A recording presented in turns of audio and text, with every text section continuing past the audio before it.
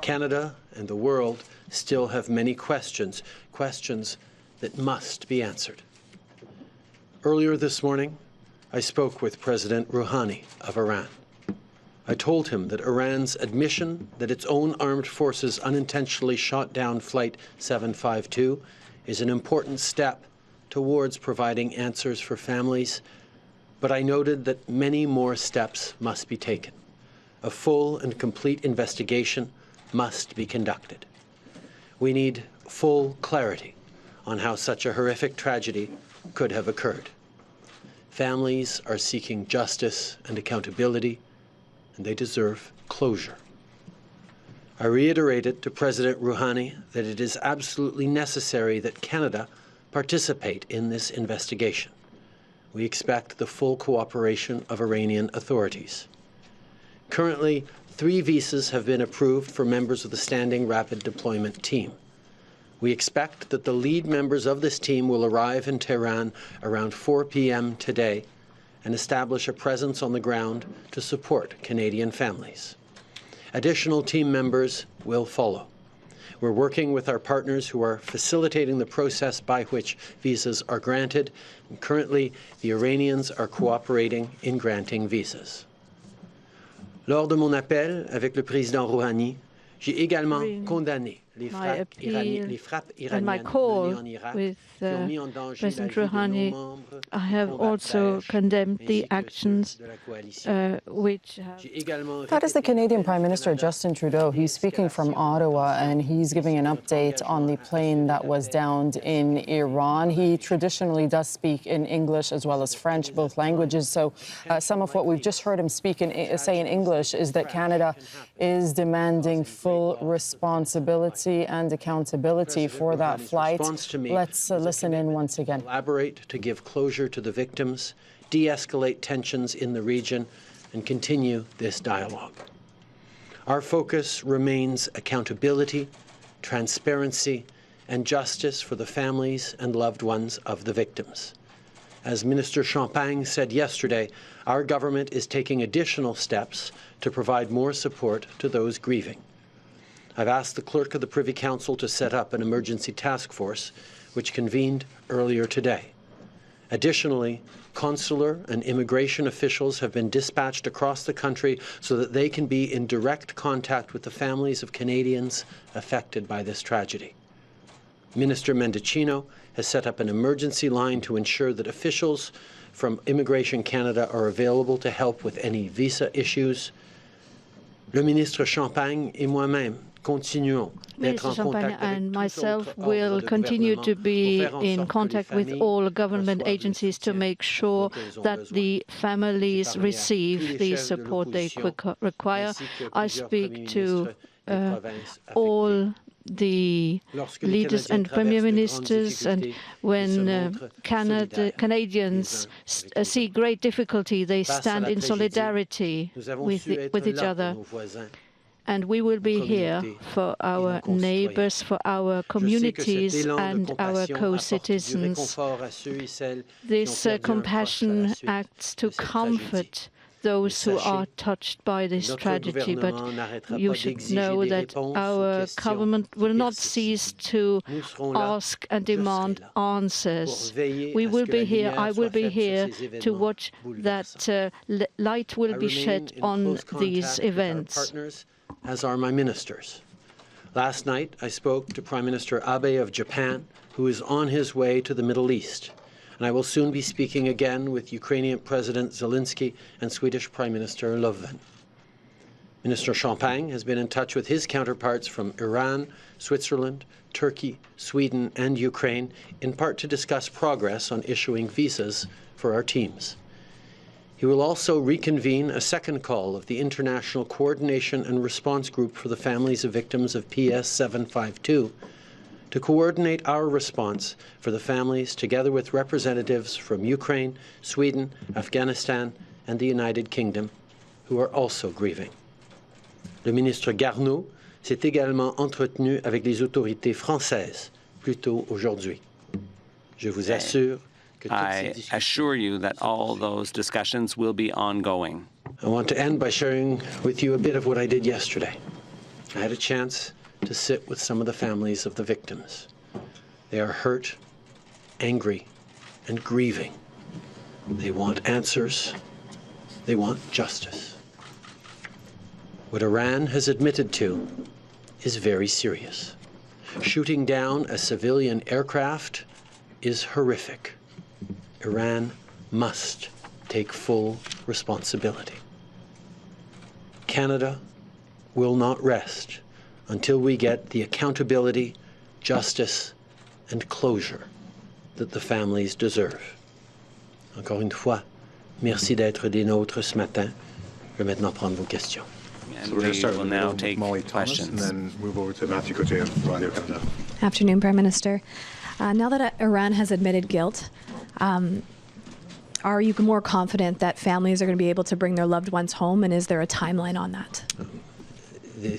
The admission of Iran of responsibility in this horrific crash is a very important first step, and we have seen from Iran a willingness to facilitate consular access, support for the families, but it is too early to have a sense of timelines in terms of when they will be able to return with their family members. You just had a chance to speak with Rouhani. I mean, should Iran compensate Canadian families here? That is certainly something that is going to need to be part of the mix. I sat down with a number of families who are absolutely devastated with the loss of loved ones.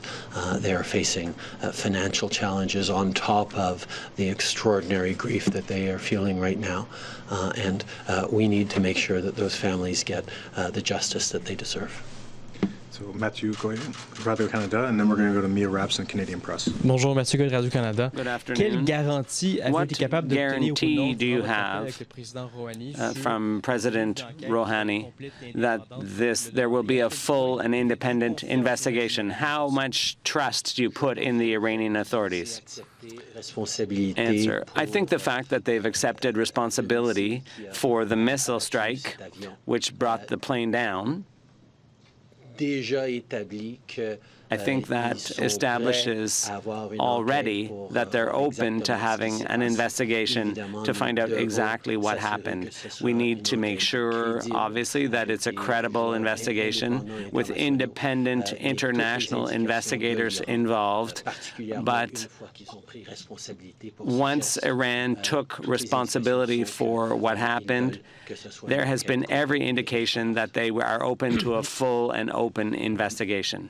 Obviously, there have been calls for a credible international investigation from the very beginning.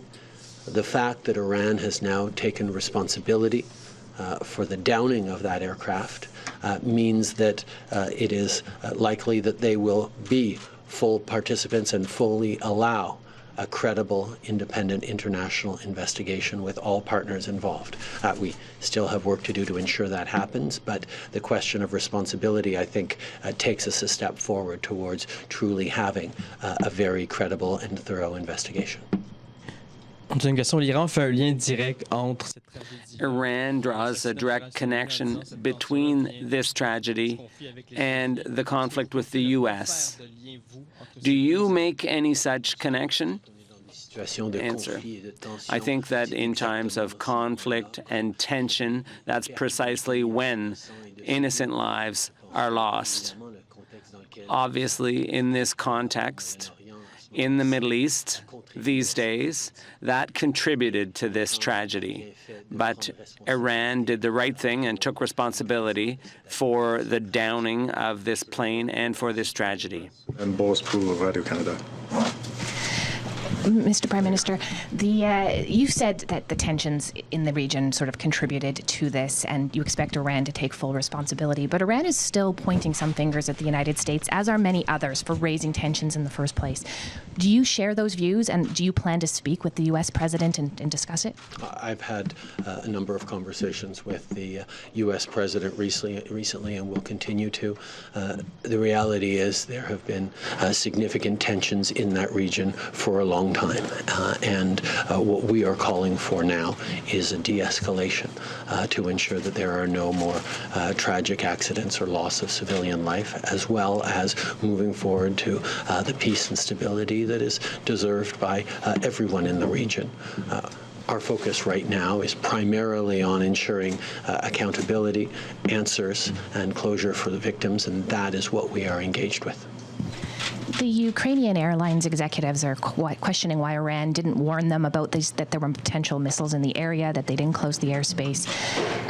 Are you confident that this was actually an accident? This is one of the issues that we certainly need better answers to, and that's why this first step of admission of responsibility is an important one by Iran, but there are many other questions like that one that we'll need clear answers to in the coming days and weeks. Okay, so Boris Prou, Radio-Canada, and then it's going to be Ashley Burke, CBC. Boris Prou, Radio-Canada. Boris Prou, Radio-Canada. I'd like to know, a lot of families have said that they're angry and upset. What's your reaction, Prime Minister? Are you also upset? Answer: yes, I'm furious that there are Canadian families that have lost their parents, their children, their spouses. It's a huge tragedy for the entire country, not just for the Iranian community. The Iranian Canadian community is a community that has contributed greatly to Canada's prosperity. They work very hard. They're very involved. They've believed in this country and the future that they've built here. For many of those families, that has all been struck down out of the blue by a regime that they had fled in the past, that they believed they had gotten away from. This is an accident or an incident that is truly horrible, and I am angry, I'm disappointed, but I am firmly committed to getting answers and compensation and help and justice for the victims. I am, of course, outraged and furious that families across this country are grieving the loss of their loved ones, that the Iranian Canadian community is suffering so greatly, that all Canadians are shocked and appalled at the senseless loss of life. The Iranian Canadian community is one that has contributed tremendously to this country.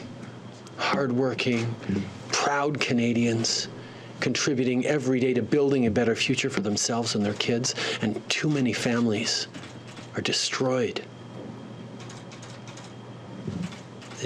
Many of these families have fled Iran, fled the regime, tried to build a better life for them elsewhere, and to have a regime that they have left behind accept responsibility for this is a bitter pill indeed.